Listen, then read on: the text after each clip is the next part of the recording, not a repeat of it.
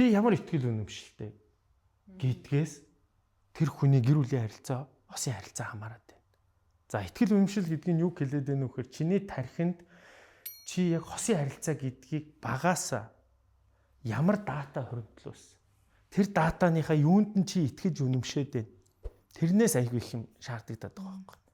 Тэ? Чиний нүдэн дээр аав ээж чинь баг байх чинь гэр бүлийн харилцаа гэдгийг ямраар зааж өгсөн юм. Тий, ямраар зааж харуулж өгсөн. Тэр чинь ингээ нүдэрээ харж тэн дата хоригдлуулдаг байгаа байхгүй. Тэр нь тэр хүний ирээдүйд гэр бүлтэй болох хосын харилцаанд орох итгэл үнэмшил болоод ирж байгаа. Тэр итгэл үнэмшлээ эргээгээд эсрэг хүснээсээ нэхэд ирээд байгаа. Тэгээ эн чинь өссөн орчин өөр гэдгийг тэрийг хэлээд байгаа. Итгэл үнэмшлүүд нь өөр. Тэ? За би хувьдаа ээжигээ хараад эхнэр хүн бол ийм байх хэрэгтэй юм. Яагаад гэвэл миний нүдэн дээр баг байхад тэр хоёр хэлээгүй шүү дээ.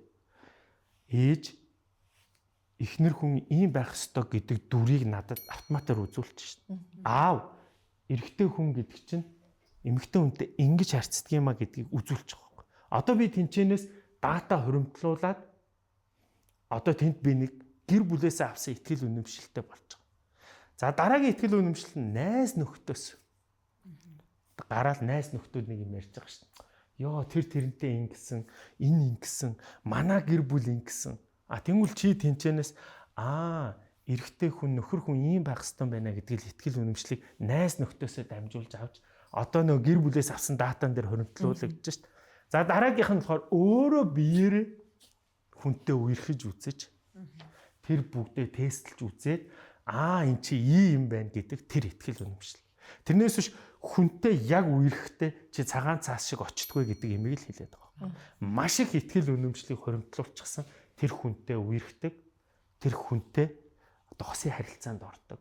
Тэгээд тэр итгэл үнэмшлээрээ дамжуулж итгэцэн учраас тэр хүнээс тэр итгэл үнэмшлийн эсрэг хүснийхээ юмаа нэгтдэг. Soul Lab контентын ерөнхий ивент тэтгэгч Дерматис Бэр баталгаажсан дэлхийн хамгийн нэмгэн живх Baby Lab.